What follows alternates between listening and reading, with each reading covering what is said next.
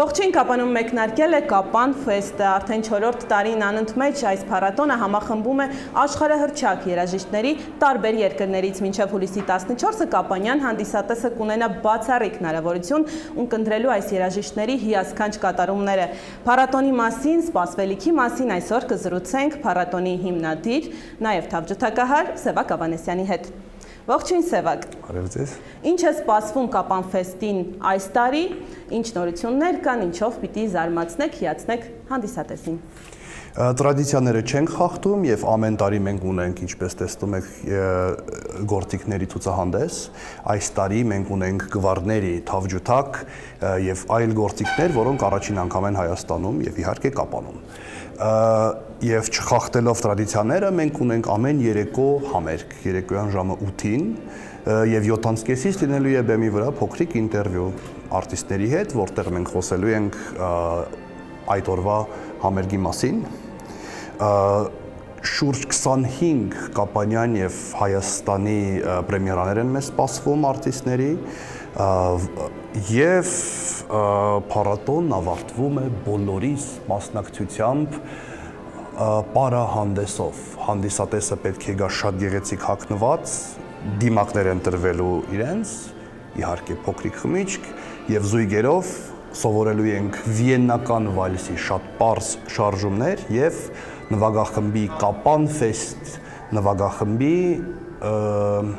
կատարմամբ հնչելու են աշխարհի ամենահայտնի վալսի վիեննական ստեղծագործությունները եւ սպասվում են անակնկալներ, երաժշտական անակնկալներ։ Իսկապես հրաշալի կլինի, ես արդեն սպասում եմ հենց այդ րոպեներին համերգի եւ նաեւ վալսի։ Իսկ այսօր ինչ է սպասվում մեզ երեկոյան 8-ին գլխավոր համերգին, ինչ է սպասվում։ Այսօրվա համերգի գլխավոր ստեղծագործությունը դա Էրնեշսոնի կոնցերտն է, ջութակի, դաշնամուրի եւ լարային քարյակի համար գրված։ Քանի մենք խոսում ենք, միգուցե միկրոֆոնը կարող է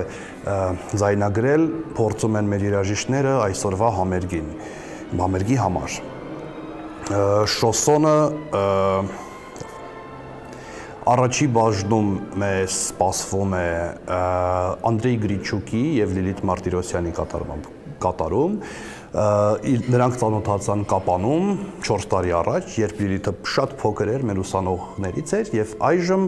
արդեն այնքան աճել, այնքան մեծացել, որ աշխարհահռչակ Անդրեյ Գրիչուկի հետ նույն բեմում է հավասար։ Մեր պլանները ինչ որ չափով իրականանում են։ Այնուհետև Ռադուն, որը որ երեք ցնցող ելույթով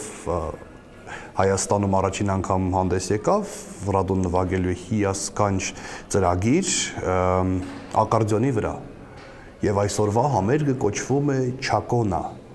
Ինչու Չակոնա, որովհետև աշխարհի երաժշտության ամենակարևոր ստեղծագործություններից մեկն է Բախի Չակոնան, որը որ այսօր Ռադուն կկատարի ակարդեոնի համար։ Ստեղծագործությունը գրված է ջութակի համար եւ Ռադուն ինքը փոխադրում է արել ակարդեոնի վրա եւ տեսնելով 3 Ռադուի նվագած 3 րոպե ստեղծագործությունը, որից որ ոտնկայ ծափահարություններ են, դուք արդեն կարող եք պատկերացնել այսօր երեկոյան ինչ համերգ է սպասվում մեզ։ Ես նաև գիտեմ, որ Կապանի հանդիսատեսն իսկապես երաժշտասեր հանդիսատես է, ինչ կասեք դուք այդ մասով, ինչպիսին է Կապանի հանդիսատեսը, որովհետև արդեն 4-րդ տարին է, դուք կարող եք տեսնել եւ հասկանալ ինչ էներգիա եք ստանում։ Մենք մի քանի բան ունենք Կապան փառատոնում, որ կարող ենք